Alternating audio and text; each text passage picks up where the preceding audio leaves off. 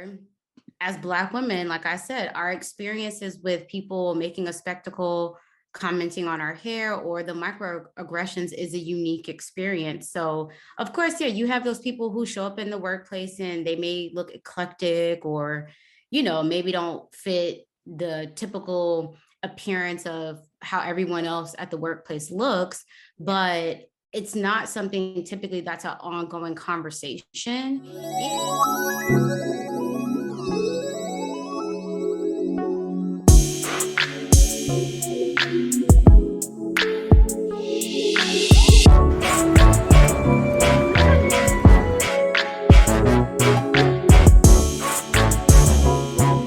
Hey, girlfriends, welcome to another episode of Girlfriends and Goals. We're your hosts, Miosha and Samaria.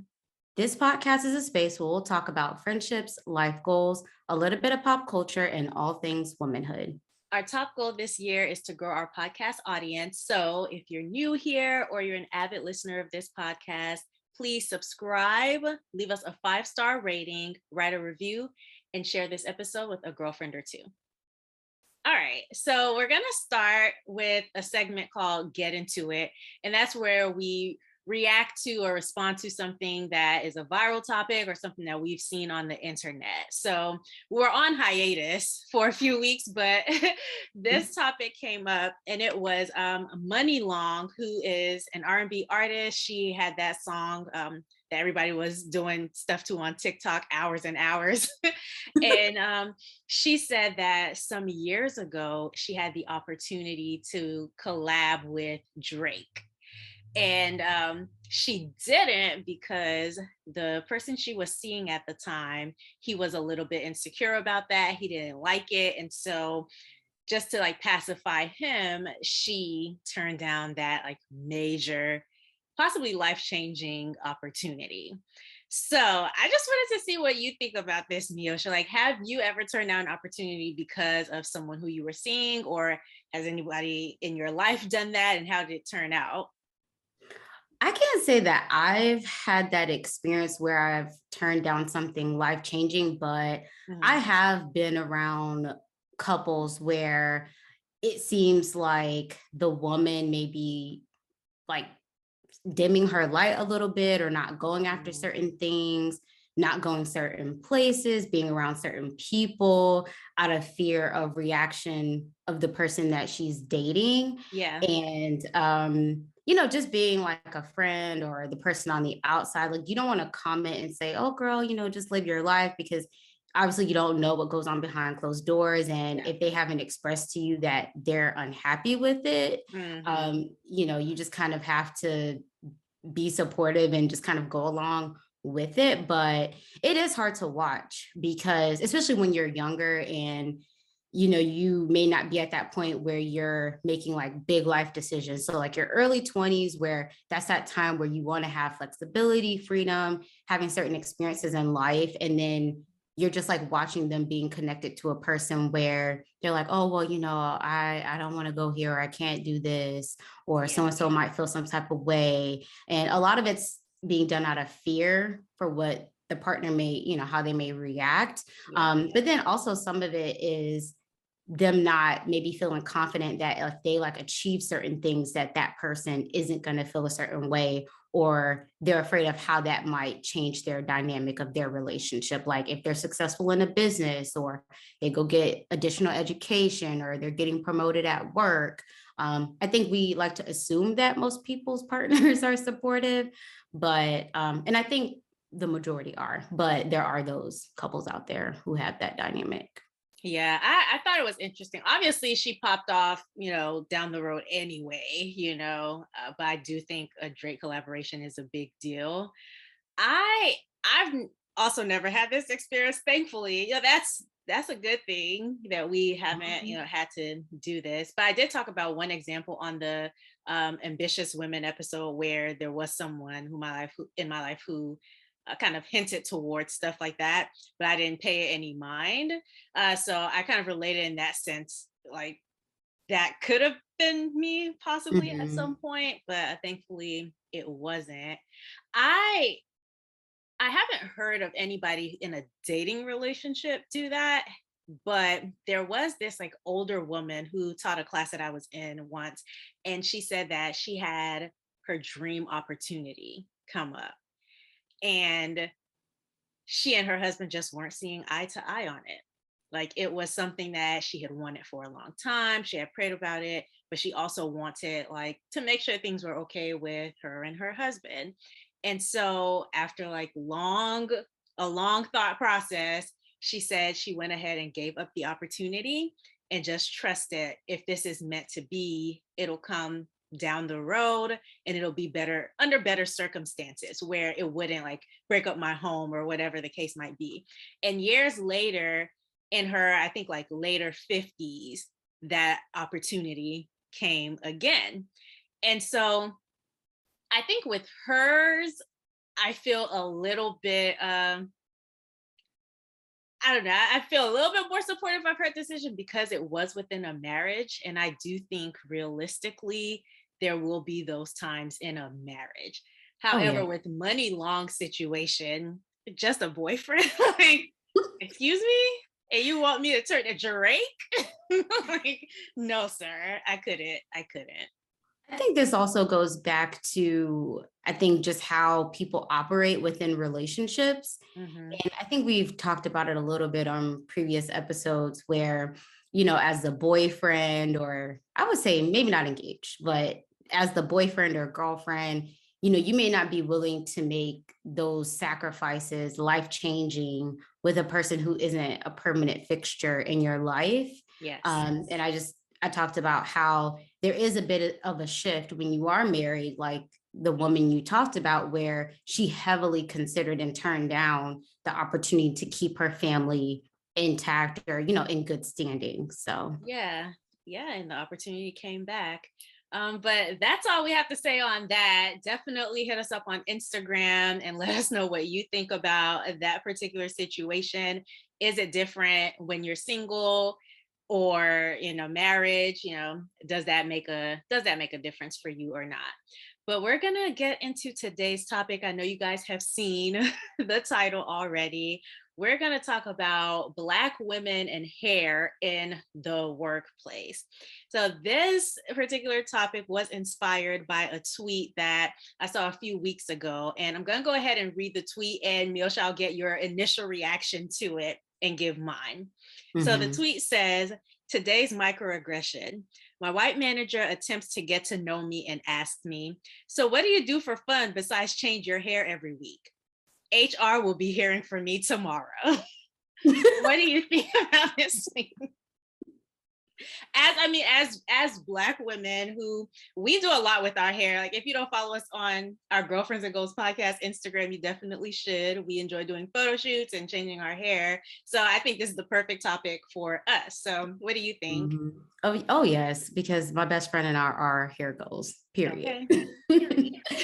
But my first reaction is, oh, geez, here we go again. Somebody always commenting on Black women's, in the words of Jessie Woo, hair. Black women's. Okay. Yeah, and it seems to always be two extremes with these situations and interactions that we have as Black women. It's like on one end, it's people want to make a spectacle about our hair and Mm, make it like a whole conversation and big deal.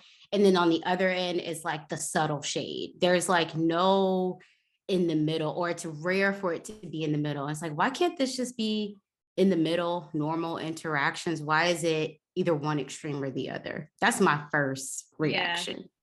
Yeah, I understood what do you do for fun? I get that you're trying to make small talk and get to know your coworker, or in this case, like her employee, since she was the boss.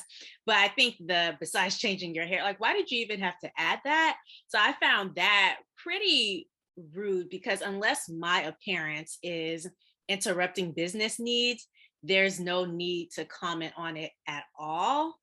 And for me, it struck me as something that was maybe, or she struck me as someone who was culturally inept, maybe, like Black women, we change our hair for different reasons. And so for someone who doesn't know me personally to step to me and say something like that. It struck me as really, really rude. And then it ties into this like stereotype that like, oh, Black people only care about their appearances. Like you see them and it doesn't matter what they have in the bank account, they're, spending all their money to look good. So I think it had some of that undertone to it, which Hmm. is really interesting because like I could be putting my hair in a protective style because of my hobbies, because I enjoy hiking or I enjoy going to the gym. So it's not about me spending all of my money. It's just that I have a lot of things that I enjoy doing. And, this is a more convenient hairstyle for me. And if this doesn't work or if it's like old and I need to change it, I'm going to switch to another convenient hairstyle. So, yeah, those are all things that I thought about when I read her initial tweet. Yeah, well, also when you start off, I guess a comment with, well, what do you do besides? Yeah. The tone, demeanor, all that matters. And my first thought just isn't anything positive, not Yeah. necessarily negative, but I think there are better ways to introduce that type of conversation other than what do you do besides? Yeah. It's like, oh, well, let me push that out of the way. I don't know. Hmm. It doesn't sound good. And so what if that's what I like to do on my free time? Like, so what if I like to get creative with that's one of my favorite things to do. Like every semester, like when the semester ends, especially over the summertime, that's one of the things I look forward to the most. Like, oh, I'll have more time to play in my hair, So why is that brought up in such a negative way? I don't understand it. And I'm not here for it at all. But apparently, there are a lot of people in the comments who had thoughts. So I figured we could read some of their responses and react to them because, yeah, Mhm. there was kind of a mixed bag of responses there. So the first person said, let me guess, the manager is white, which she didn't have to guess because that was in the original tweet, but I digress. So she said, let me guess, the manager is white. Why not turn this into a teachable moment and educate her on Black hair? I've enjoyed many YouTube videos on the subject, highly educational, and I'm better off for it. Hmm. Well, my first reaction to that is what is there to be educated on? Because I don't know, there was no question, there was no compliment. I'm just like, you're in the workplace, and even you taking this, oh, I'm going to get her educated stance can also go left. So we don't know the tone and demeanor of the interaction. We don't have the history of their dynamic. So just go Yes. based off of the comment, I wouldn't respond by educating my manager on the ins and outs of Black hair. Like there's a lot of other things at play here. Right. So I start to educate her and then I'm combative, like it could just go so left. And I'm just imagining the ways that it could. But I think Mm. like one key difference is the person who made this comment said that she educated herself. So if you educate it yourself, and if this manager wants to go and educate herself, she can do that. But to like inconvenience your subordinate at work, like I'm here to get a check and to go home, not to be a professor. Like I am not here to teach you. If she wanted to educate her, like if the young lady wanted to educate her, that's great. But I don't think that that's her responsibility, to take time out of her work schedule and educate her boss on Black hair. So yeah, Yeah, I don't think that's appropriate. Google is your friend. Yeah, it really is. And then like, why not turn this into a teachable moment? Like I think when these things happen, you're like really in a state of you don't necessarily know what to do. So your first instinct might not be, oh, I know, let me teach her. Like you're kind of like, wait, what? You're thrown off a little bit, So and so you run to Twitter and you tweet about it. That's what you do. Okay. So the next one says, sounds like a genuine question with teasing, but by all means, go off.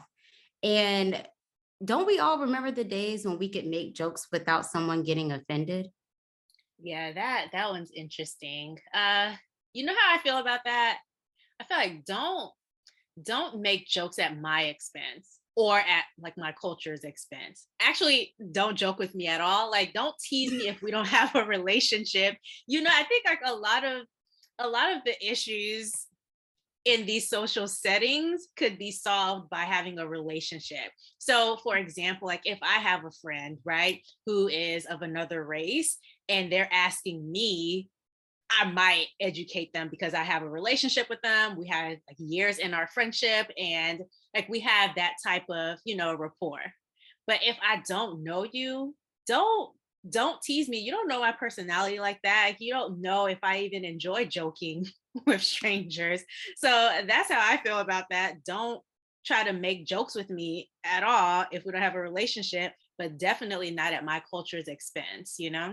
Yeah, I've seen that in the workplace where I feel like people are lazy about building rapport with their coworkers. Yes. And, because they haven't taken the time, a lot of times boundaries are being crossed. Hmm. People are kind of having conversations that they don't necessarily feel comfortable with because you haven't had just time and the normal interactions with people to just get to know them. And Yeah. it really is as simple as, well, hey, what'd you do this weekend?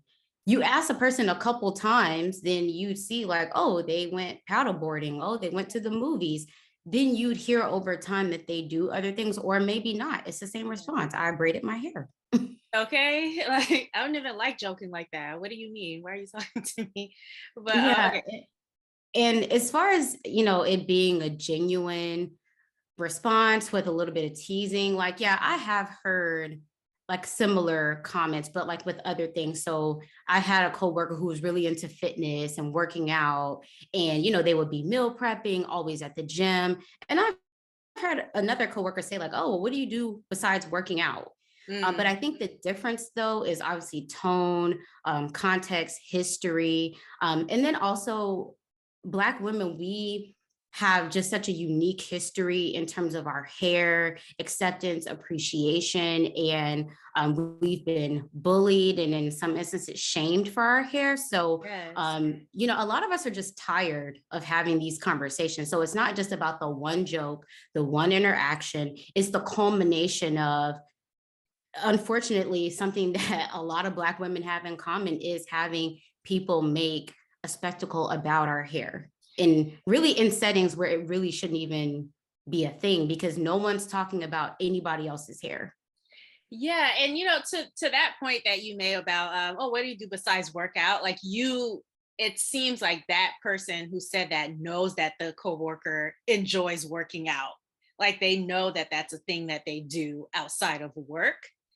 So they've like seen them do it enough, or maybe post about it enough to where it's like, okay, I know this person does that in their free time. So are there like other interests that you have? And so I think the tone there is much different as opposed to, asking your subordinate who, from the tweets that I read, this girl had just started the job recently. So I think there's a difference in asking someone who's your subordinate that when you don't even know if that's what they enjoy doing outside of work.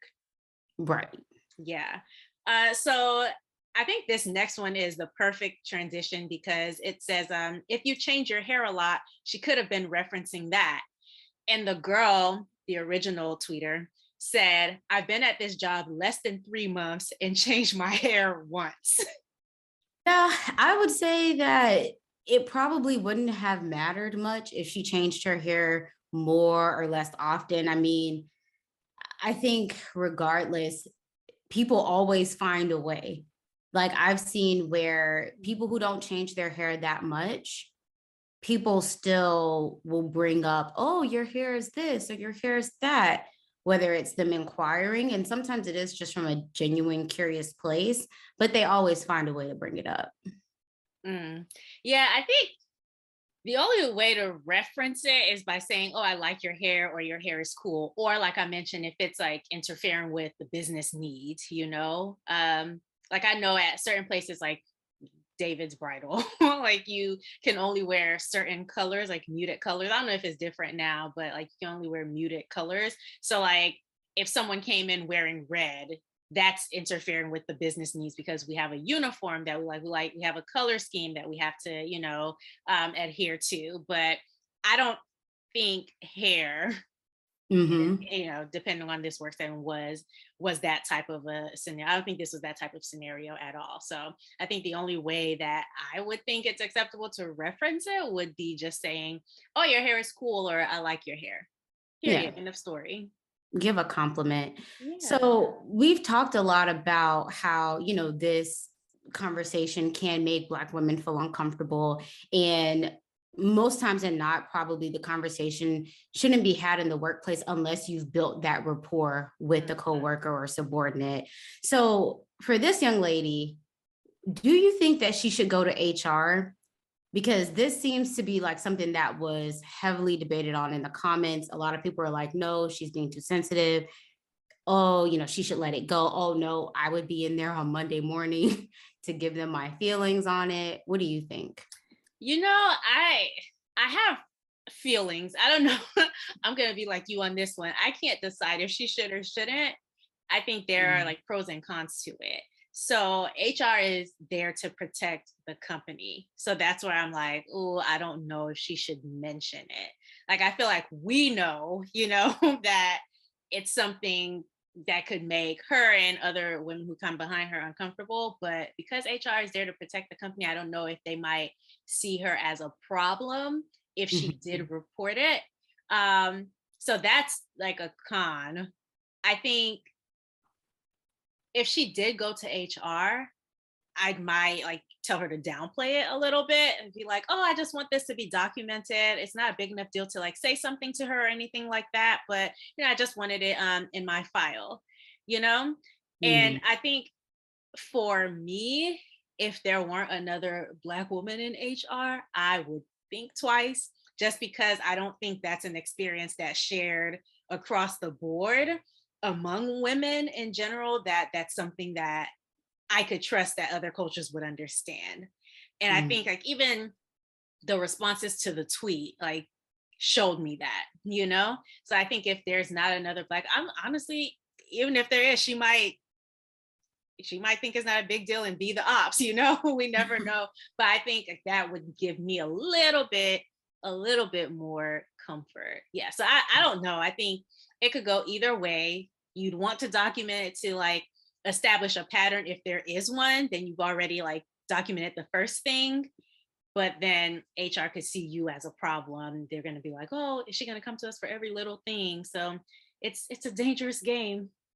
Yeah, I'd say I wouldn't say something to HR Mm, initially unless it was combined with a bigger issue.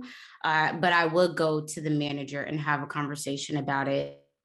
She had recently started, so I would give the manager the opportunity to kind of set the tone right, mm, how things are going to be going forward. yeah. Um, yeah, I would only go to HR if I've already gone to her, addressed it. It became a reoccurring issue. Unfortunately, in these like corporate settings, assuming that's what she's in, I don't know, Yeah. but you just have to be mindful and strategic, especially as a Black woman, on how you use those resources, to your advantage or disadvantage. I would be scared to talk to the manager too, just because of what I said like earlier. Like, I don't want to bring that to the manager and then be seen as like combative or problematic in any way. Yeah, this is someone who I still have to work with every single day. I would wonder how that might bite me. So unfortunately, it's like maybe she should just stay silent. It's a really delicate situation. So I don't Yeah, know if that could backfire too, is what I'm saying. yeah, it could. And you definitely wouldn't want to go at it from a combative way. And depending on the demeanor of the manager, Hmm. this is where you may have to put on your acting skills Yeah. and pull out those Get that Oscar, Oscar, girl. get to trembling, tug on those emotions. Yeah. Sometimes in those situations that can get you more progress from the I'm hurt, side of things versus you not going to be doing this and that to me. Hmm. Have you had one of these experiences at work, like where someone has made a comment about your hair or anything like that? So I haven't had anything this bold at work, Okay. but I have had people make comments about my hair. So on YouTube, if y'all who are watching, you see I have sister locks. I've had them for over a decade at this point. So my hair is always the same, but I can style it different. But because it's not like a very common hairstyle, I do get a lot of questions from everyone about my hair. And there have been times where I'm just like, why are you asking me this? Like, this is not the time or place, but I've kind of gotten used to it, but it's always, for the most part, been from like a complimenting side of things. Before I was locked, I will say that I did have more of those interactions of people being, I just think, really dramatic about my hairstyles, unnecessarily dramatic. So yeah, I can't say that it's happened recently, but I think that's just based off of my current hairstyle, but I've seen it happen to other people. It is just, it's irritating to watch it because in the moment you don't want to jump in. You're just like, I'm gonna mind my own business. Especially like I saw once at like, it was a like client conference type of thing. Mm-hmm. And a client made a comment about another Black woman's hair and was like, oh, your hair is different again. But it was like in front of everyone. I was just like, are you kidding me? And I was younger at the time. In the moment, I just kind of looked on and I could tell she was, I don't want to say embarrassed, but really irritated. Just because it's like, why? Yeah, there was this tweet that went viral. It might have been since the pandemic. I don't even know now, but I don't know what is time. But there was this like young intern. She looked to be an intern, right? She was very young and she wore her fro out. And you saw all the like people who had been at the company for some time, like, oh my gosh, Grace. I think her name was Grace. I don't know why I feel like her name was Grace and why I would remember that, but we're gonna call her Grace. They were like, oh, Grace has her hair out. And they were all like literally like playing in her hair. And yeah, I don't know who was recording it. Maybe the other Black person in the room, I don't know. But it went viral. And of course, like a lot of Black women were talking about it because she was so much younger than everybody. So maybe she hadn't gotten the courage at this stage to say, hey, can you not do that to me? She was just trying to maybe fit in with the culture of the company. Who knows what the narrative was? Either way, it was something that was triggering for a lot of Black women on Twitter who were responding to it. So I have had a moment at work. I had a can I touch it moment. And I too was really young. So I wore my hair in a twist out, which around this time, that's how I would wear my hair. I mean, still sometimes, but that's how I would wear my hair consistently, right? If not that, then in braids or whatever. And so I think I might have had braids when I started at this company. So the first time I saw the lady, I would have had braids. And then one time I saw her and I had a twist out and I was like, oh, hey, I'm not going to say her name, obviously, but I was like, oh, hey, just because I knew her. And she said, hey to me back. And she's like, oh my gosh, look at your hair. It's amazing. And I was like, oh, thank you. I appreciate that. And she's like, how do you get it like that? She's like, do you use some type of like device? And I was like, no, I just twisted with my hands. I was confused because I was like, oh yeah, I twisted. She's like, do you use some type of device? I'm like, no, I just twisted with my hands. I was wondering like, what kind of device would I use? But they do have those like twisty things. They're not for kinky hair though. I wouldn't trust it with my kinky hair. I end up bald headed. I'm like, I can't. But yeah, so she asked that and I told her and she was like, oh, can I like see how it feels? And I was like, okay.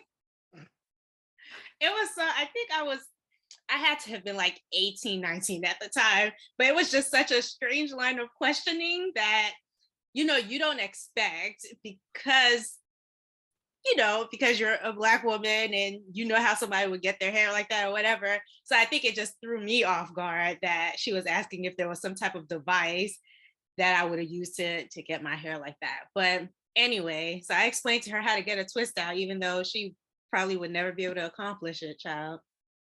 I do have one question though. Mm-hmm. If you saw someone with a very unique hairstyle, would you yourself go up to them and react that way, ask them to touch it? Mm.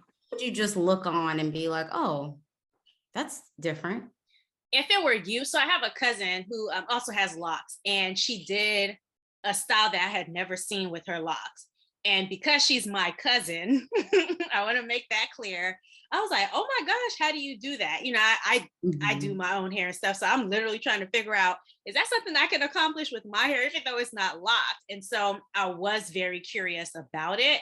Um, but again, if that were someone on the street, I would just be like, oh, her hair is really nice. And maybe I would have YouTube what I thought the style was called, and figure it out Mhm. that way. So only if it's someone who I'm very close with, like you, and you had your fishtail braid. I mean, I know how to do a fishtail braid, so I didn't do this with you then, but I thought that looked really cool. And that's something that I would have asked you about, that I would have wanted to like examine up close.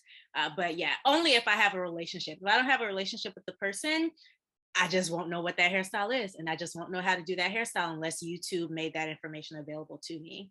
Would you? Yeah. No, I always give compliments. Yeah. I say, oh, I love your hair. And I just leave it at that. Yeah. Yeah, I have had people touch my hair though. The longer it got, not at work, but in public, personal situations. Once Ooh. your hair, I think, is locked in at a certain length, people just they Yeah. can't. Re- I had a friend say this to me the other day. He was like, I showed my fiance your hair. He's a black guy. And he's like, I showed my fiance your hair, and she is just obsessed with it. I was like, oh, for real? He's like, yes. And I'm obsessed with it too. And he's like, my ex-wife used to have, hair like yours. And I just always was in it because I love, hair. But obviously, I can't just be all up in your hair. So we just look at pictures of it. And so I thought it was really sweet, but like, you really have to. And he and I, like, if he went to touch my hair, I would probably be like, okay, because I've been around him so long and I know him. But he, set that boundary for himself and was Mhm. like, I'm not gonna do that because Yeah. especially in the space that I know him from, what if someone else saw him do that and was like, oh, we can do it too? It's like, then I would have to check somebody. So yeah, I thought that was really cool that he checked himself, and I didn't even make it an issue for me, right? I don't Yeah. even have to think about that. So in the comments, there was a whole other thread that was started because someone responded, I guess after seeing all the comments of people being a little bit obtuse, and he said, the problem in all caps, he wanted the smoke.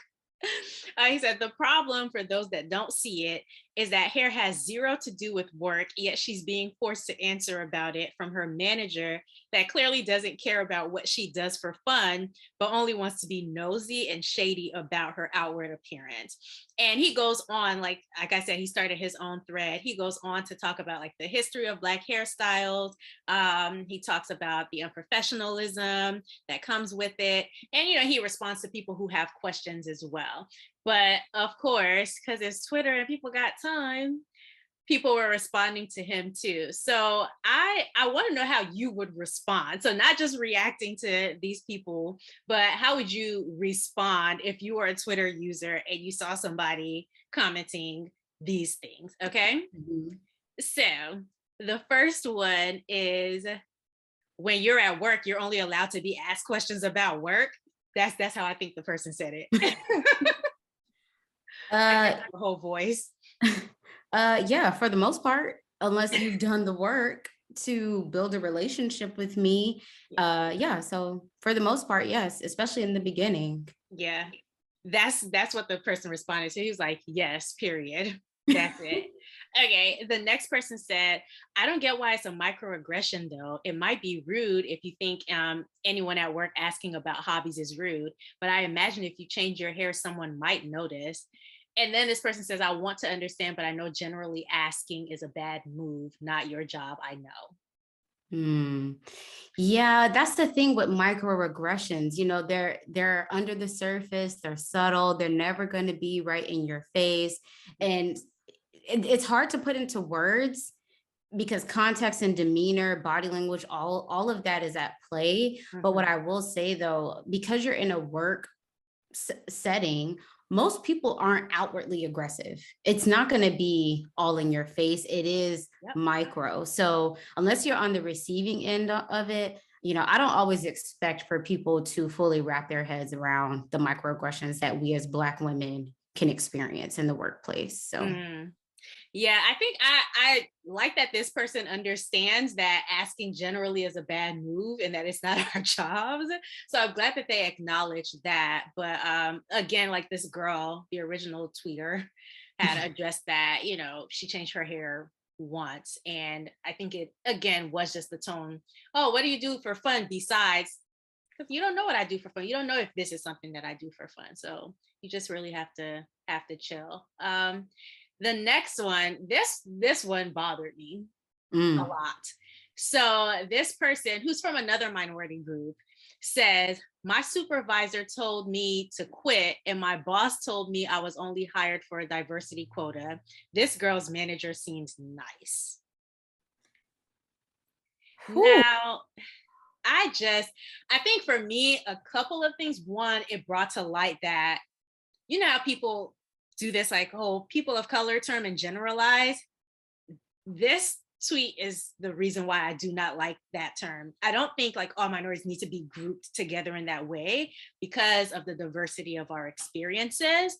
And so if I had to vote, I would vote to get rid of the POC term. I would. But but that's just me, don't at me. I just think it's something that serves no purpose really for those who would be considered persons of color. But yeah, so I think this bothered me because it's like two things can be true. Your supervisor and your boss, like those people are jerks. That's very true. And that's a problem if they said to you, oh, you need to quit, or you are only hired for a diversity quota. Those things are wrong and do need to be dealt with.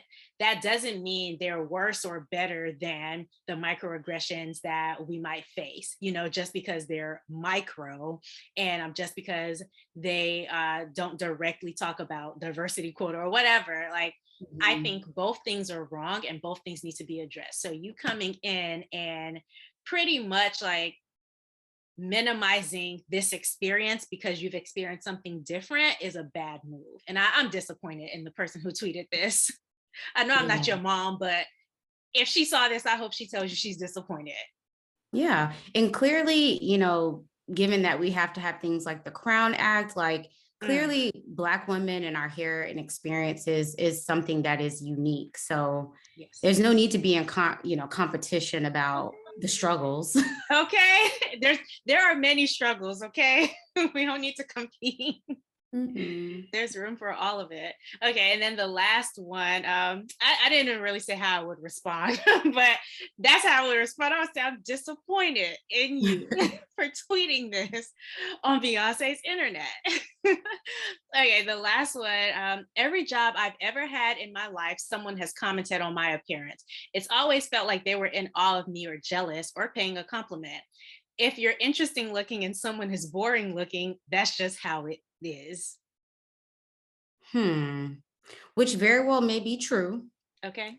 However, as Black women, like I said, our experiences with people making a spectacle, commenting on our hair, or the microaggressions is a unique experience. So of course, you have those people who show up in the workplace and they may look eclectic or, maybe don't fit the typical appearance of how everyone else at the workplace looks, but it's not something typically that's an ongoing conversation. And from my experience, those conversations are typically addressed one-on-one. Like if they're like testing the balance on, what do you call it?